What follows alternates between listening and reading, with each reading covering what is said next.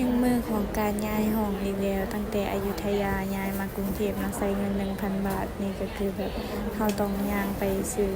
ผ้าปูที่นอนเนาะเพราะว่าห้องใหม่มันสิบ่มีเนาะทุกคนแล้วก็มีหลายๆคนเลยที่ถามนี่ว่าย้ายไปอยู่ไสเนาะเป็นห่วงอย่าอยู่ไกลเนาะบ่ได้อยู่ไกลย้ายมาอยู่กับเอื้อยมาอยู่ใกล้ๆกับเอื้อยเนาะเนื่องจากว่าเราอยู่คนเดียวบ่ได้อยู่คนเดียวเดิมก็แบบดูแลตัวเองบ่ได้หั้นนะ ตัวนี้เลาะซื้อที่นอนอยู่ไสก็บ่มีอยู่ไสก็บ่มีทุกคนจนสะพองได้ไปตลาดนั่นแหละมีแม่ค้าก็ใจดีเนาะถ้ารีวิวเรื่องแม่ค้าก็คือนี่คือใจดีสุดละเมื่อนี้นี่กาอันอิหยังนะหาซื้อแล้วก็เห็นเสื้อผ้าเอวใหญ่ๆได้เสื้อผ้าเงินไม่มีสักกีบเลยเนาะมาหาพี่สาวนี่คือตังค์ไม่มีสักบาทเลยนะมาแล้วก็มาใช้ตังค์พี่สาวหมดไป1,000เป็นไงล่ะจะบอกว่าน้องจอมยุ่งวันบุญของวัยรุ่นบ่มีเงินสักบาทมาวันนี้นิกจะมาเล่าเรื่องนึงให้ฟังเรื่องก็มีว่าเป็นเรื่องของเราเองนี่แหละคือวันนี้เราหาไปซื้อที่นอนทุกคนคือไปซื้อที่ไหนก็ไม่มีนะเดี๋ยวคือมันดึกเลยเนาะเราเลิกงานก็ประมาณ3 ทุ่มแล้วก็เขาปิดหมดแล้วเขาบอกว่าไปถามแบบป้าเราไปถามแบบแถวร้านข้างๆคือไม่มีเลยทุกคนเราเลยต้องไปตลาดนี้ก็ไกลเกิน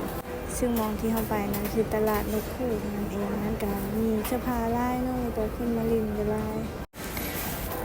ตอนนี้เราก็ได้มาห้องทองพอดี5 ทุ่มพอดีทุกคนถามว่าเมื่อยบอกกับเมื่อยอยู่ลาอยู่เนาะลืมเกิบอีกอยู่อันเซเว่นนะเอื้อยลืมเกิบยางฮอนมองทีเฮาสิไปซื้อผ้าห่มแล้วถามบอกเกิบเฮาอยู่ใส่แบบเกิบหากระซื้อมาใหม่ซ้ำยังบ่เคยได้ใส่เนาะหากะเขาก็บอกว่าเมื่อยแฮงเนาะทุกคนโทรนำก็บ่เห็นดอกพุ่นไปดำหาอยู่ตลาดเจออยู่หน้าเซเว่นตอนแรกว่าจะกลับไปเอาแล้วแต่ว่ามันครึ่งทางแล้วเนาะเราก็เลยนั่งรถต่อไปเลย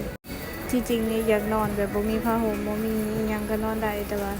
มันก็อาจจะเย็นๆอยู่เนาะเขาบอกว่ามันเย็นเอียบอกว่ามันเย็นก็เลยได้กลับให้เอาอีกเทื่อนึงได้กลับไปซื้อตอนเย็นนี้เราก็เลิกงานเราก็สิไปอีกตอนเย็นนี้เราก็สิไปตลาดนกฮูกคือเก่านะสิไปตัดผมนะแล้วก็สิไปย่างเลาะเลยเงินเดือนบ่ออกแต่เฮาอยากออก ออกแบบออกอันนี้ออกไปท่องเที่ยวนะเกิดกันหลายทุกคนไม่เกิดเฮาได้เกิดคนอื่นตอนนี้ก็ย่างออกไปเฮ็ดเวียกเนาะพอฮอนท้องเฮากับปูที่นอนจัดเตรียมที่นอนเลยคือแบบ